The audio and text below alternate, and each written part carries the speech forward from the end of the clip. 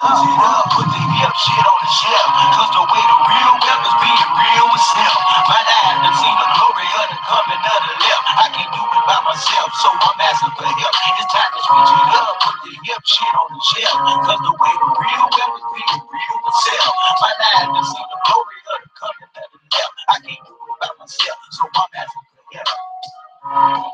Money, money, money. All you got is not wrong with being wealthy. Like Kanye West said, having money is not everything, not having it is. No, Deuteronomy 8:18 says God gives us the ability to create wealth. No, it's the love of money that's the root. You don't like money so much, why don't you get up and go to work? Yeah, I do think about all of the things that you think you got to say. I'm just trying to leave a legacy for money. It's not everything, but when you got it, you can do some cool stuff. And now, your host for Talking Money in the Morning, financial health mentor to the working class, Mr. H Cortez.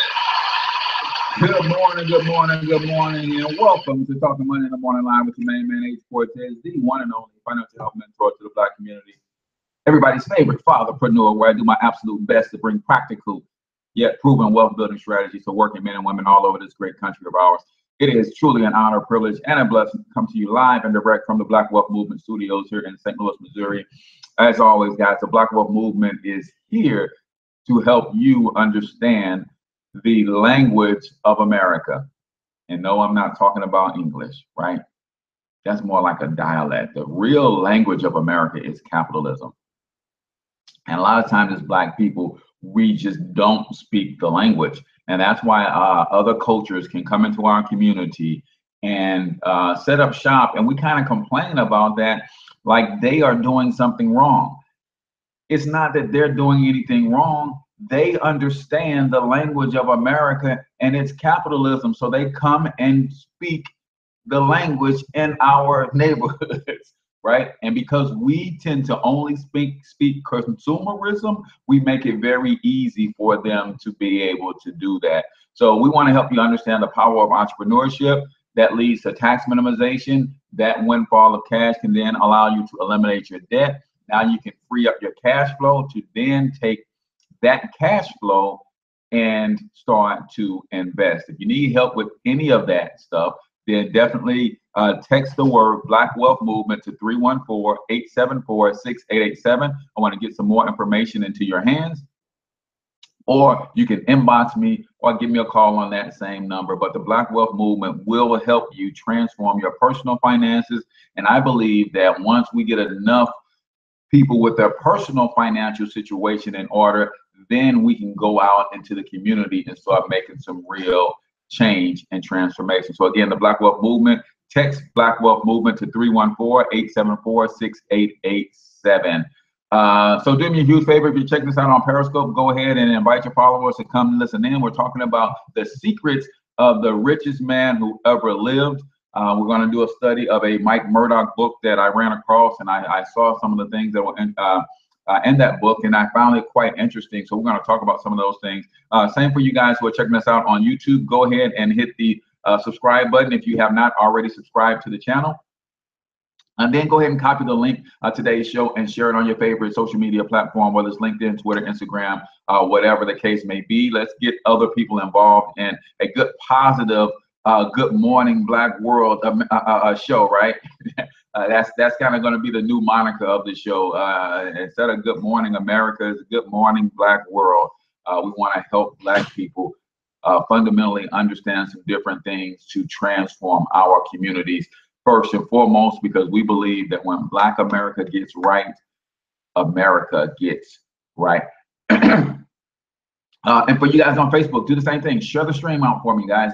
Share it on your timeline. The hearts and the likes and the thumbs up really mean something in the eyes of Facebook. That's how Facebook determines how many people to push the show out to when we first go live. Most of you got the notification, but the more you engage with the show, the more Facebook will push it out to more and more people, and continue to share. And remind me to ask those who jump on a little bit later in the show to share as well. So we're talking about, this is the book that I referenced. This is a book by Mike Murdoch. I don't know if you're familiar with Mike Murdoch, but he does a lot of these kind of manuscripts on biblical wealth principles. And I think when we talk from a biblical wealth perspective, you kind of have two ends of the spectrum. You kind of have the people who are all the way on one end, and they are the prosperity preachers, right? And they seem to incorporate a lot of materialism into those teachings. And then we have people all the way on the other side of the spectrum that don't teach biblical principles when it comes to finances at all, and they love to quote the meek shall inherit the earth. They love to quote the love of money is the root of all evil. They love to quote that a rich man should not enter into the gates of heaven, right? So believe it or not, there's about 2,000 scriptures in the Bible that deal with fiscal responsibility and stewardship versus only about 800 that deal with faith and salvation. So yes, you need to be saved if you're a Christian, but then you need to know how to walk in that salvation on this earth. And it's difficult to walk in that salvation isn't right, because there is temptations on every corner at every turn to get you to do things that you probably wouldn't otherwise do for money. So we're going to talk about some of the secrets. So basically, he took some of the principles of King Solomon from the Bible, which a lot of people in our community believe that was a study of Massa Musa, which is a black man who was the greatest or the richest man in the world. But either rate, we can learn from these principles and strategies. So we've got 10 of them, and then I'm going to read you a couple excerpts from this book as well. But the first thing that he points out, that King Solomon was an uncommon achiever. Number one, he was an uncommon achiever. See, this is critically important to understand, because sometimes we miss our blessings because we're trying to blend in. I'm gonna run that one back. Sometimes we miss our blessings because we're trying to blend in, right? I like to tell the youth that I mentor that there's no way on earth that you can ever be outstanding unless you're first willing to stand out. There's no way on earth you will ever be outstanding at anything unless you're first willing to stand out. So a lot of times we miss our blessings because we're trying to blend in. And that's one of the first things that he points out in this book, is that Solomon was an uncommon achiever. Let me read this expert, and I thought this was a really good one to open the book up. But he says Solomon was an uncommon achiever. Uncommon achievers are different. In a doubting world, they believe. In a slow world, they run. In a weeping world, they laugh. In a quitting world, they persevere. You guys, you follow me? This is where we're going this morning. So buckle up and hold on tight, right? Solomon was an uncommon achiever. Uncommon achievers are different. Everybody type in the chat, it's okay to be different. Everybody type in the chat right now. If you're watching on YouTube, type in the comments, it's okay to be different. It says, in a doubting world, uncommon achievers, they believe. In a slow world, they run. In a weeping world, they laugh. In a quitting world, they persevere. It is okay to be different. Do not miss your blessings trying to blend in. In order to be outstanding, you have to first be willing to stand out. I thought that was phenomenal, right? So number one, uncommon achievers, and that's okay. Will you probably rub some people the wrong way? Of course you will, right? That's just the nature of people, especially in a society that where average is celebrated, right? It reminds me of, have you guys ever saw the movie Meet the Fockers? right? Meet the Fockers, right? So the family goes, Pam's family goes to meet the Fockers, and they go into his little trophy room, and he's got all kinds of 8th and 9th place ribbons on the on the wall, and you know, Jack is like, I didn't know they had 9th place ribbons, right? We're in a society that celebrates mediocrity and average, right? So being uncommon, a lot of times we are scared to be different. We're scared to excel. We're scared to be uncommon because we don't want to rub people the wrong way. We don't want people to judge us for our excellence. Man, if you don't get over that, like right now, right, we've got things to do, and we have to be uncommon achievers in order to do that. So that was number one. Number two, King Solomon is a passionate dreamer. A passionate dreamer. And I want to read something. Says dreamers are often misunderstood. Dreamers provide jobs and income for those who refuse to dream.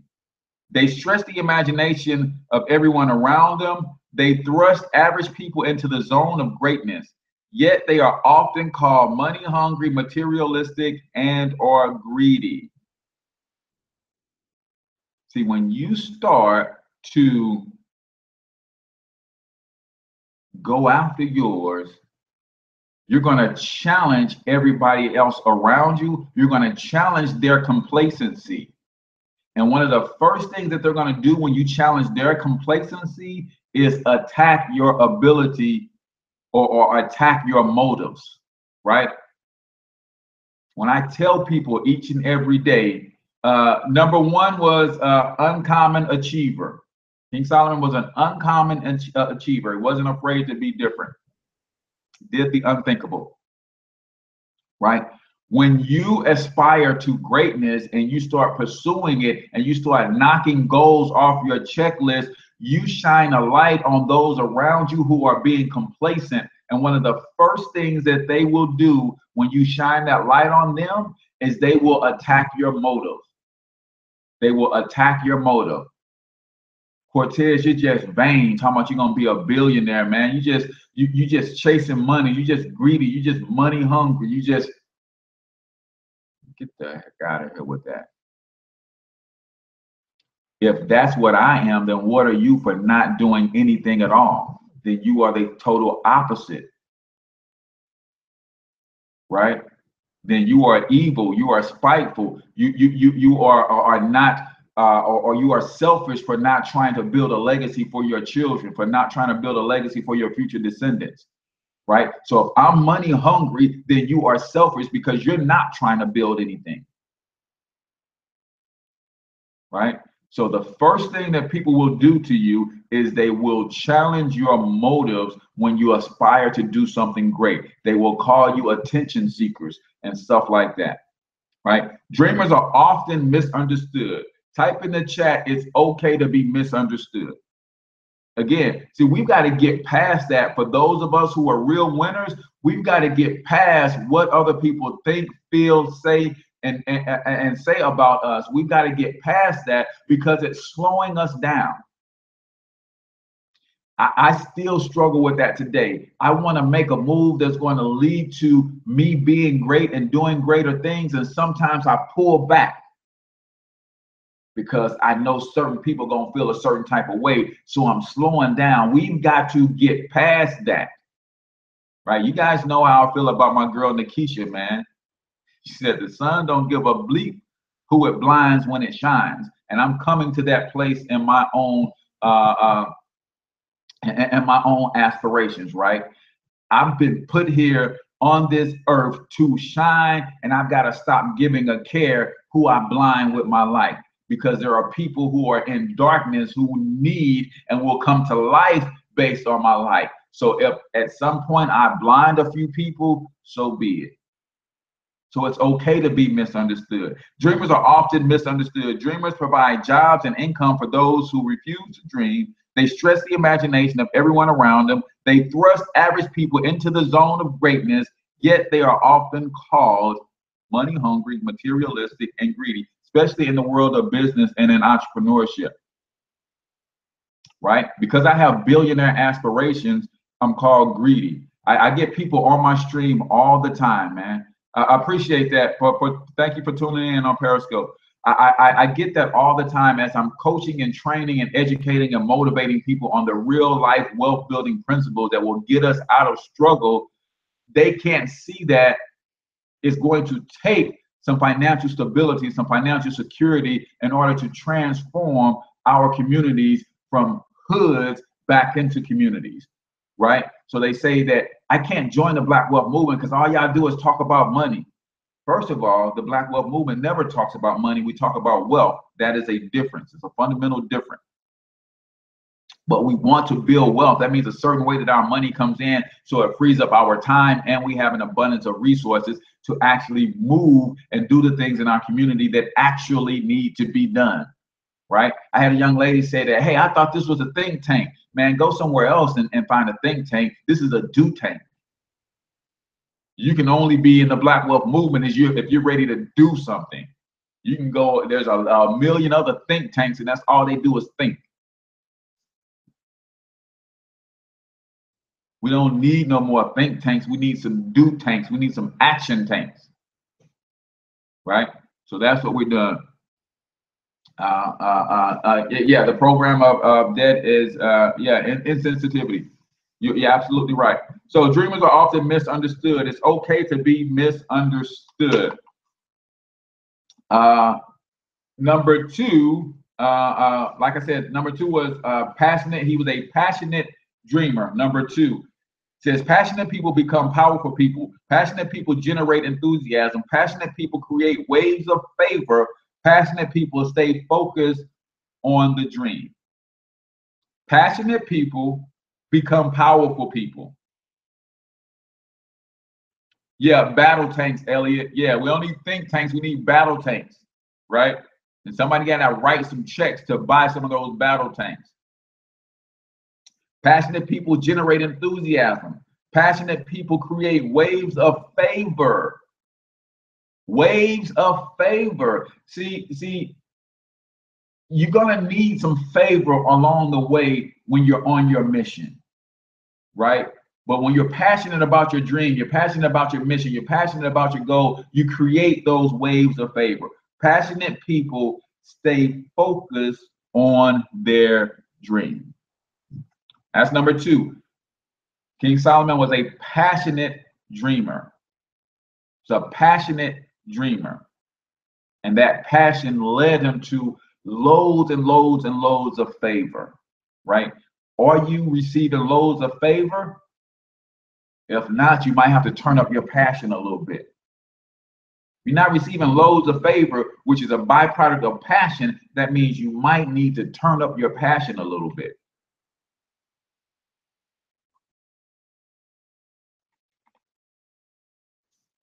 Number three, King Solomon was obsessed or had an obsession for wisdom. Number three, King Solomon had an obsession for wisdom. Do you have an obsession for wisdom today? Because he knew if he got first wisdom, everything else would be added unto him. Are you seeking wisdom? Do you have a burning desire to know? Do you have a, I just got to get knowledge, wisdom, and in all the getting, get the understanding, right? The application of what you know and the wisdom that you have gleaned, right? I think I had something else. Yeah, it just says wisdom was the goal of his life. And King Solomon discovered that wisdom produces wealth, gains friendships, and is more precious than gold and silver. This King Solomon discovered that wisdom produces wealth, gains friendships, and is more precious than gold and silver.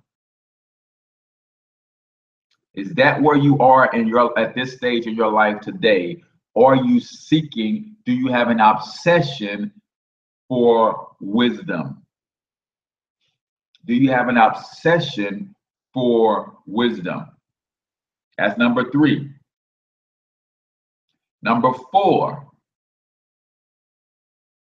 King Solomon was very self-confident. Yes, you can definitely see the site to sign up. Go to www.blackwealthmovement2017.com.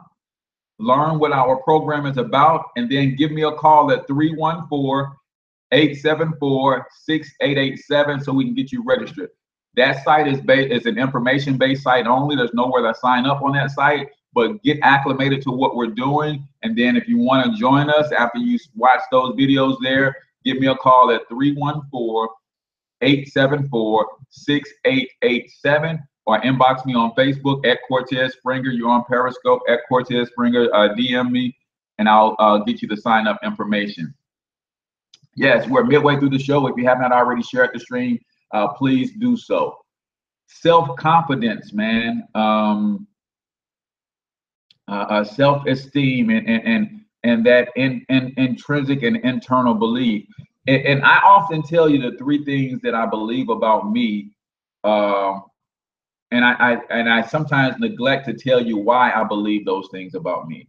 You guys know that I believe I'm a God under the Most High God. That just means that I am a creator, just like my Father is a creator. So I create my own world. If it's upside down, then I did that. If it's going to be turned right side up, then I'm gonna have to do that too. Right? You guys know that I believe I can do all things. Self-confidence is powerful. You guys know that I believe everything the sun touches belongs to me. But the reason why I believe that is because of the relationship that I have with my creator. See, sometimes you don't have self-confidence and belief because you don't have a belief or a strong enough relationship with that which created you. And when you don't have that confidence and you haven't studied and you haven't learned where you have come from, then sometimes it's very easy to believe that you're worth less. When you don't understand where you come from, you don't understand the creator that created you, you don't have a relationship there, then it's very easy for you to believe that you are worth less. You guys get that? So you have to understand fundamentally that I have to have worth.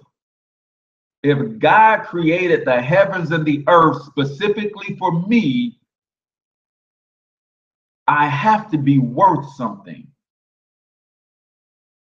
There's no other way that I can't be worthless, because who goes through the trouble that God went through to create heaven and earth and the systems that exist here to make sure and ensure that I have food, clothes, shelter, safety, and security based on the way he created everything. He created that specifically for me.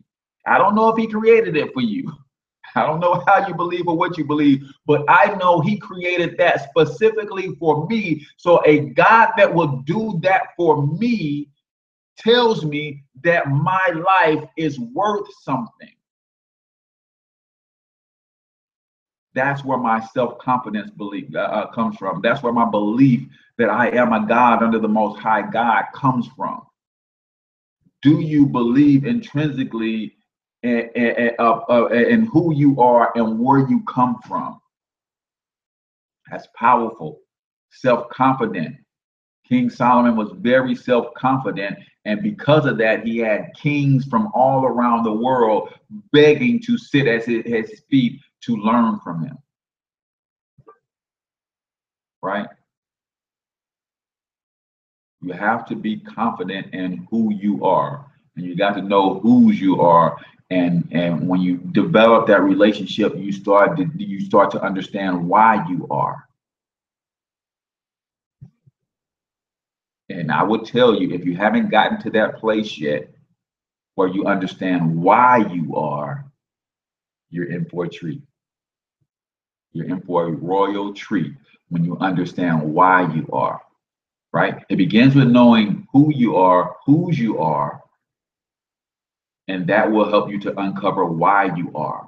And when you understand why you are, that's when this thing gets real fun, because then you'll start to understand why you're being opposed. You'll start to understand why things happen and occur in, around, and through you often as they do, right?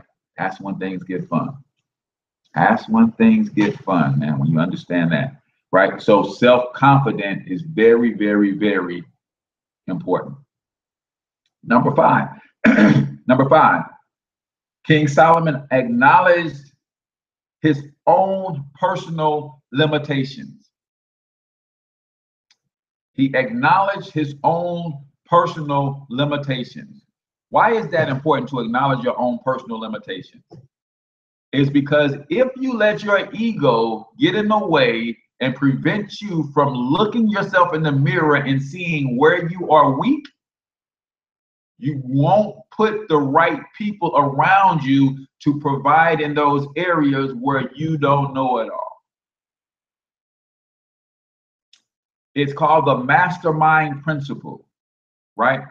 I know a lot of things, but I'm not a 10 at a lot of things. I'm a 10 at one and a 9.9 at a couple others. But because I acknowledge my limitations, I surround myself with people who are at 10s where I'm only 5s, 4s, 3s, and 2s. And that keeps me from having to break my neck to try to become a 10 at all of those different things. You surround yourself with the right people when you have the self-confidence to acknowledge, and you're secure enough in who you are to, and when you acknowledge your own limitations. Right? These three words are killing us. And no, I'm not talking about I love you, right? Those three words are bringing life into us, but the three words that are killing us, come in close. I'm whispering because I don't want everybody to know, right? Come in close. The three words that are killing you is I already know. That's an ego-driven statement that is literally killing you when you walk around thinking that you already know everything. That's a death sentence, because there's only two states of being on this planet. You're either growing or you're dying. If you already know everything, that means you're dying, because growth comes from continually learning new things. So if you already know everything, then you are dying. It's two states of being. So you got to think about something. Think physically for a second. We are on a planet that never stops moving. So if you're standing still, you're actually going backwards.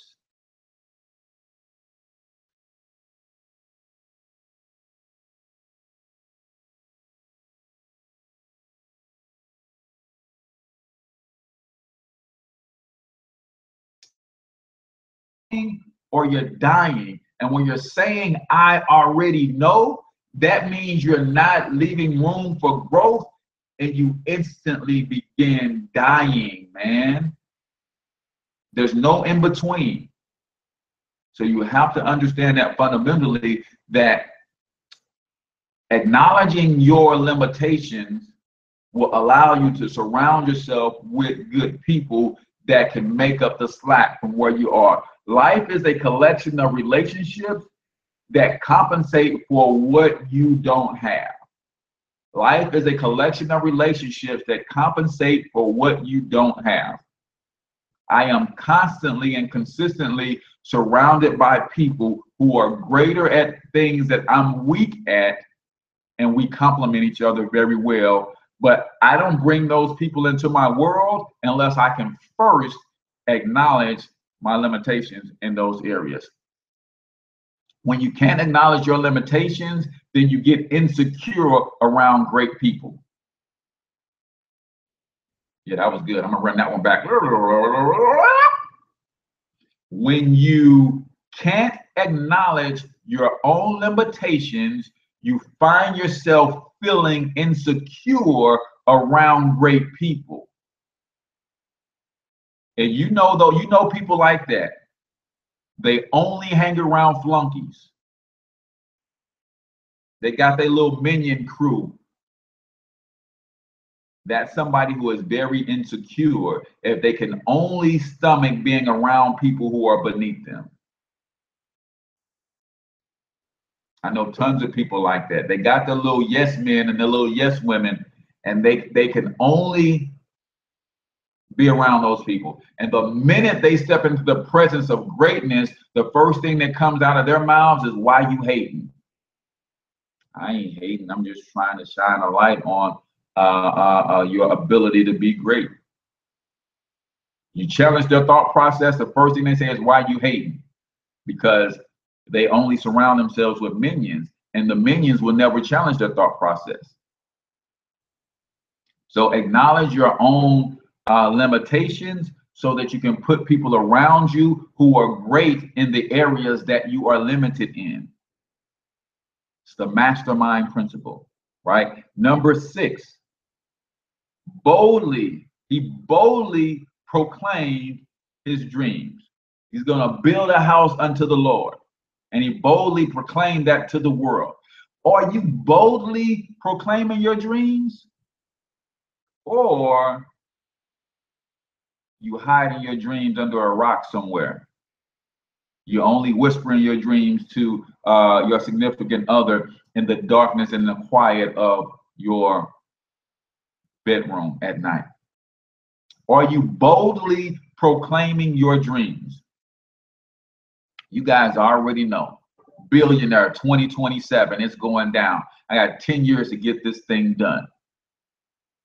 Are you boldly proclaiming your dreams, or do you whisper them so that the universe can't even hear them?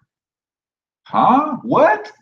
The universe needs to hear me boldly proclaim my dreams? Yes, because the things that come out of your mouth are seeds. And when you say those things consistently, the universe literally starts to bend towards the will of the words that come out of your mouth.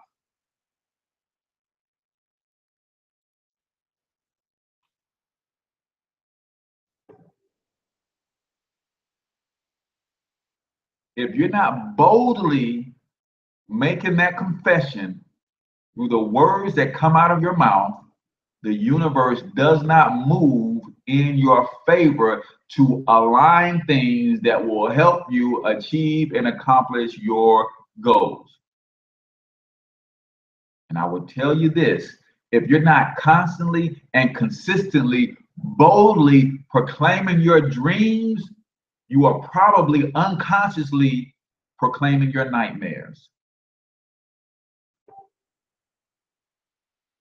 See, there's only 2 states. You're either growing or you're dying. You're either speaking life or you're speaking death. If you're not boldly proclaiming your dreams, then are you unconsciously proclaiming the nightmares, constantly reliving the nightmares, constantly speaking about the things that you don't have, that you don't want, so you continue to not have and not.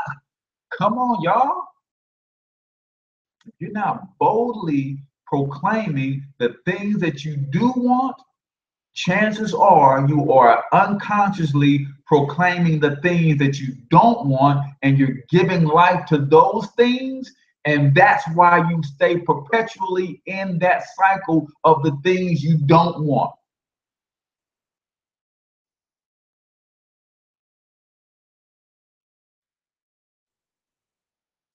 Because you refuse to say what you do want.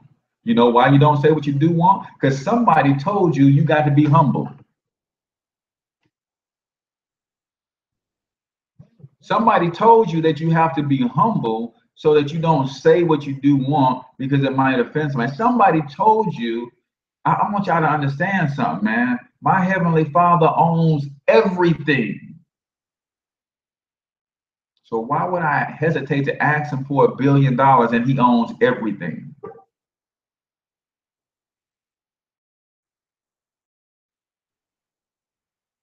Why would I hesitate to ask him for 1,000 acres if he owns all the acres?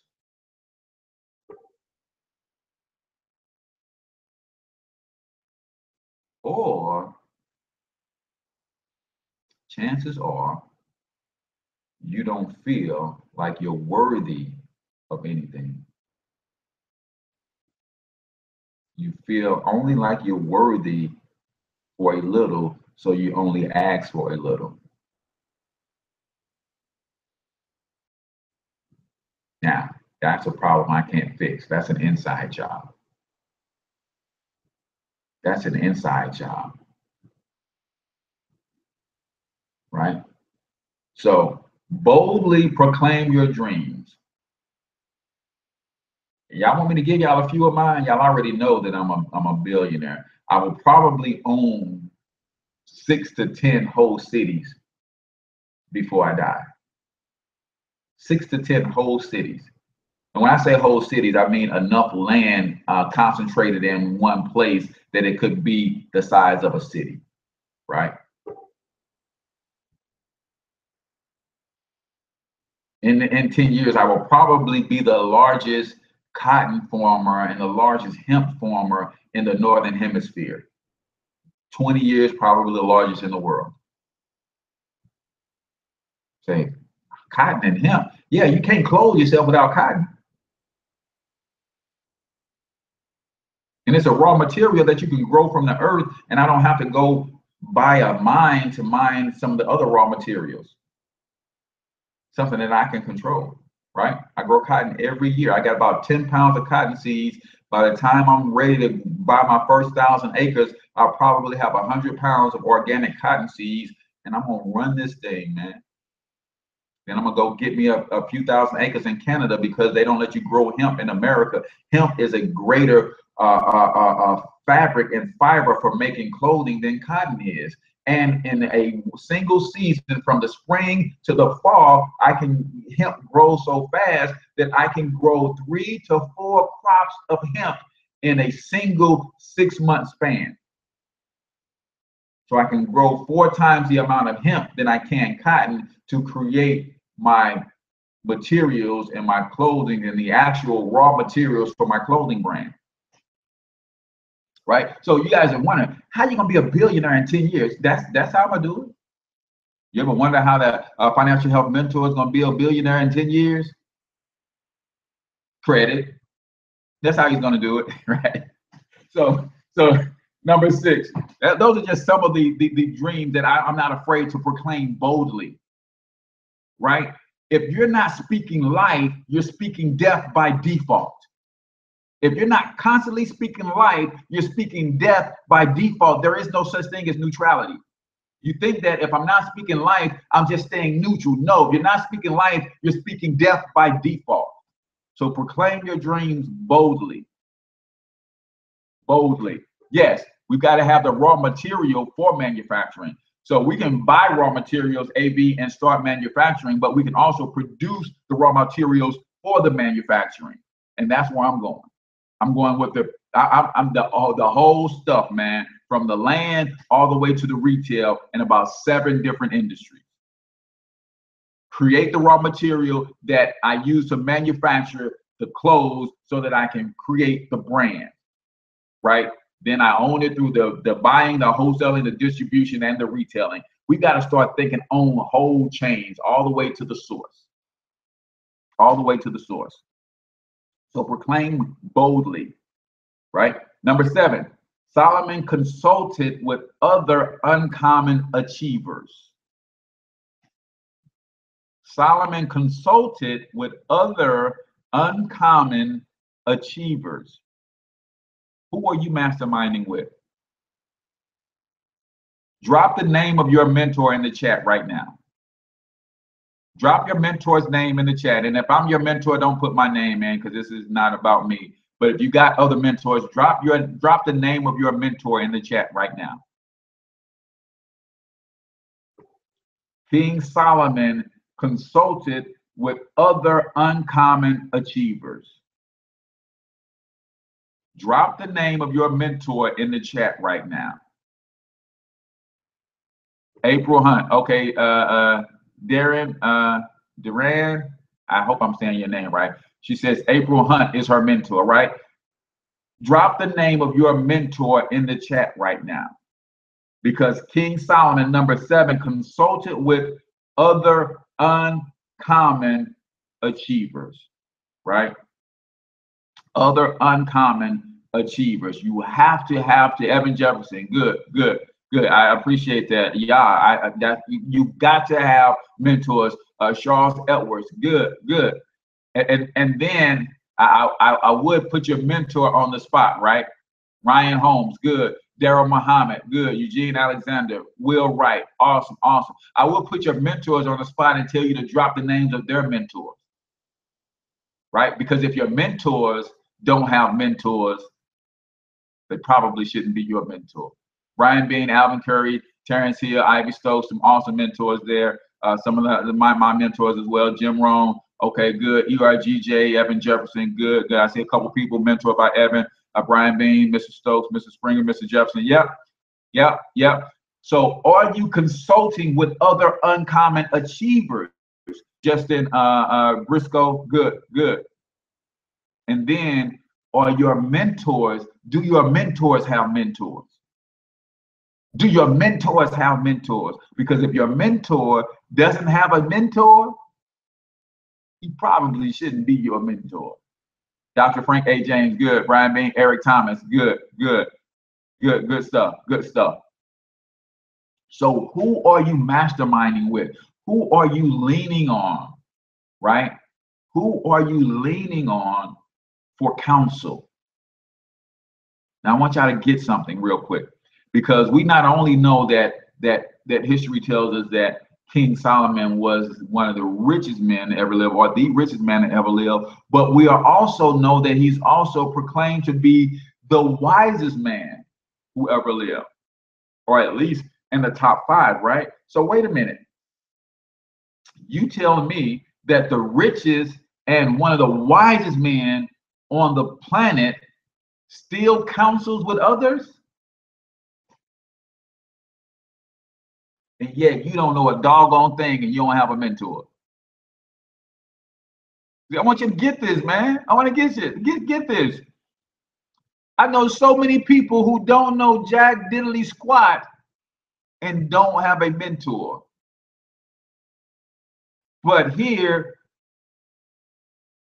Solomon, one of the wealthiest and wisest men of all time, has mentors. So watching the interview with Warren Buffett talking about his mentor. $80 billion man talking about he's got mentors, right? Zuckerberg, $36 billion man, is mentored by Bill Gates. You guys see where I'm going with this? And some people have nothing, don't know nothing, and then you encourage them to get a mentor in their life, and they talk about where they do that at, right? So consult, make sure that you have a mentor in your life, right? We're talking about the 10 secrets or the secrets of the richest man who ever lived. This is part 1, because there's actually 30 secrets that we're going to cover. This is part 1, right? Number 8, Solomon loved people.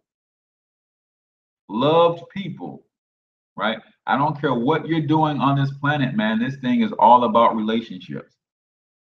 He loved people, and he exhibited and proved his love for people by including them in his dreams and in his visions and in his plans, right? Yes, ERGJ. Yes, you did hear your name, brother. Solomon loved people. Loved people. And I want you to know something about the size of your dream, the size of your vision and your goal. If, my friend, you can accomplish your dream, your vision, your goals on your own, it's not big enough. If you can accomplish your dream, goal, or your vision on your own, it's not big enough. It's It's not big enough, right?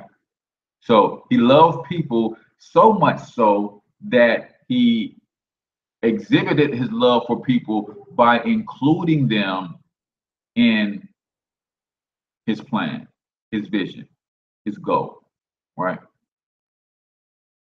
Number 9, he clearly explains his expectations of the people around him. Do you have expectations for the people in your life?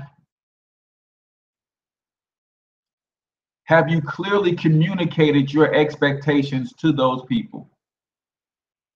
In other words, have you built the dream for those people so that they can understand the nature of your relationship?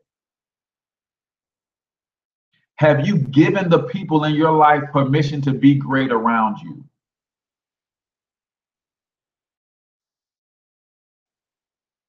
Everybody that I come in contact with, I'm always trying to motivate and encourage their greatness. And I want them to know that it is okay for them to be great around me because I need to glean from their greatness. The people that are in your circle, have you communicated to them your expectations? Have you given them permission to be great around you?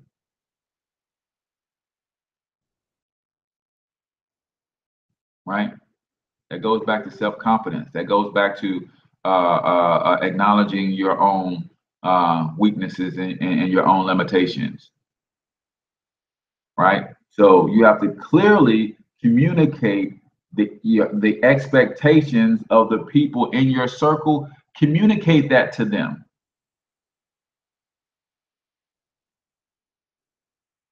That way, there is never no misunderstanding when you challenge their greatness. Everybody that I work with, I ask specifically for their permission to hold them accountable. Do I have your permission to hold you accountable? Because when I see you slack and I start to challenge you on being accountable, I want to remind you that I'm only challenging you because you gave me permission to do so. What's the result of you not giving me permission to hold you accountable? We can't be friends. It's not hard. If I can't have permission to hold you accountable, we can't be friends. If you don't have the gall to hold me accountable, we can't be friends. We can't be friends. There is no relationship for us to be had if I can't hold you accountable and you're not willing to hold me accountable. If you are not willing to pull my coattail and say, brother, you slipping. Or brother, it appears that you're slipping, but let me hear from you as to why you're making these moves and we can determine if you're really slipping. And if I can't pull your coattail and say, hey, brother, I don't understand that move you just made in relationship to the goals that you have identified to me and that you proclaim boldly, how is that going to help you hit your goal? Before I just say that you're not being accountable, before I just say you're slipping, let me understand how this all fits in. Oh, it doesn't? In that case, you slipping, bro. How can I help you get back on track? If I can't hold you accountable and you don't have the courage to hold me accountable, we're serving one another no good. We can't be friends. I don't need you in my circle. I don't want to be in your circle if I can't hold you accountable. Right? So clearly explain the expectations of the people that are in your life, and that should be one of them. You should expect them to hold you accountable, and they should expect you to hold them accountable. Number 10, document and develop a plan for his dream. We talk about that document that piece, right? That's the very reason that I tell you guys every morning that I'm a billionaire by 2027. That's the reason you hear me go in on some of my dreams and goals that I proclaim them boldly, right? Because 5 years from now, 7 years from now, when that stuff starts to manifest, nobody's going to be able to say that he got lucky. Man, H Cortez just found himself in the right place at the right time and things start to happen in his life. No, H Cortez introduced y'all in 2017 to the 2027 version of H Cortez 10 years ago. H Cortez told you what he was going to do. In fact, invited you to join the train, to join the party. But now you want to say that he got lucky. Are you documenting and developing your game plan to really hit your dreams and goals? There's no mistake about it, man. There's no mistake about it. The universe has no choice but to bend to the will of the words that come out of my mouth. And the words that come out of my mouth speaks life and to the vision that I see for myself for the next 10 years.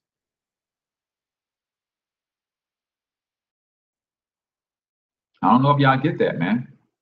The universe has no choice but to bend to the will of the words that come out of my mouth.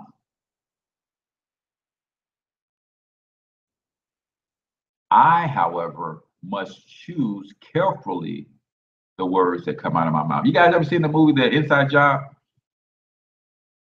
Inside, it might be Inside Man, right? And I love the way it comes on, because when it comes on, there's a guy narrating, and he says a dialogue, and he says something to the effect that pay very close attention to the words that I say, because I choose my words carefully and I never repeat myself. He said, pay very close attention to the words that I say, because I choose my words carefully and I never repeat myself. The universe has no choice but to bend to the will of the words that are coming out of my mouth. I, however, must choose those words very, very carefully. Otherwise, the universe can bend to bring death and destruction into my life if that's all I proclaim, if that's all I talk about, if that's the only thing that comes out of my mouth. So you got to be careful about that. So are you documenting and drawing out your plan, right? Or you just winging it? Or are you just winging it? Other reason that documentation is so great is because when I'm talking about my plans, my dreams, and my goals, other people who have similar plans, dreams, and goals can see that vision, and they might be able to see where they can fit into that vision. And they might be able to offer some assistance. Right, Jesus? A lot of those brothers. So all they proclaimed about is death and dying and people coming to get them, and somebody came and got them, right?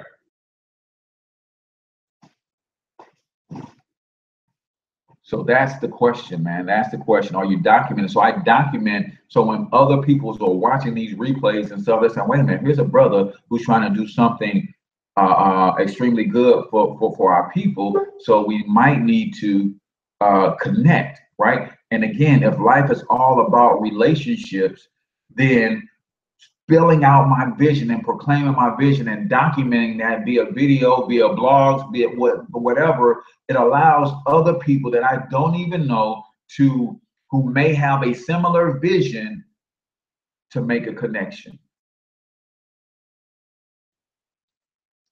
But are you writing your vision on a tablet and then putting that tablet under a mattress somewhere? Right? No, you have to proclaim. So really quickly, we're at 8 o'clock. So let me give you the full 10, and then tomorrow we'll do numbers 11 through 20. But there's 31 principles from this book. And for those of you, if you want to grab this book, let me know. I'll send you the link. I'll probably throw it up on my website with the blog for today. This is Secrets of the Richest Man Who Ever Lived, and this is by Mike Murdoch, right? Some of the stuff that I like from Mike Murdoch, but sometimes he, I think, goes overboard with asking for money and all that stuff with the sowing of seeds, and every time you turn around, he's asking you to sow a seed into his ministry, right? But real quickly, the 10 are: number one, these are the secrets of King Solomon. Number one, he's an uncommon achiever. There's nothing wrong with being different. Know that. Number two, he's a passionate dreamer. Passionate dreamers become powerful people, right? Number three, he's obsessed. He has an obsession for knowledge.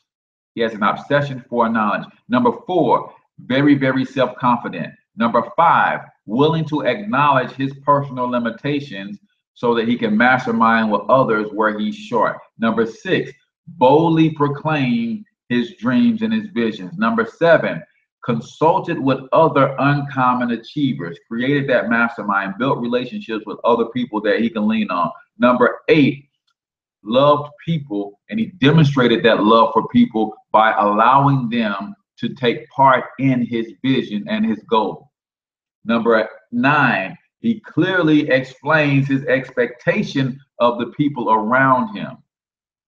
And one of those expectations should always be to hold people accountable and allow them to hold you accountable, but also forever give people permission to be great in your presence, because you never know what you can get out of their greatness. Never try to dim somebody else's light so your light can shine. No, if your light is shining and my light is shining, that means together we're making this thing, making this place brighter, right? So clearly explain the expectations of the people around you. And number 10, document and develop a plan to achieve your dreams and your goals. So that's it for today's show, man. Again, if you guys are not familiar with the Black Wealth Movement and you want to learn a little bit more about it, text the keyword phrase Black Wealth Movement to 314-874-6887. Again, 314-874-6887. If you text that to me, I will get you some more information. And if you want to partner with us, I will let you know the next steps that you would need to take to join our movement. We can get you started for just $10, and then it's $35 per month, right? And we'll teach you how to build wealth from scratch. I don't care where you are in your financial journey. If you're sitting in a big hole right now, what's the first thing you do when you find yourself in the hole? Is you stop digging, right? So we'll help you stop digging, but then we'll help you climb out. Then we'll help you backfill that hole so you never fall back into it.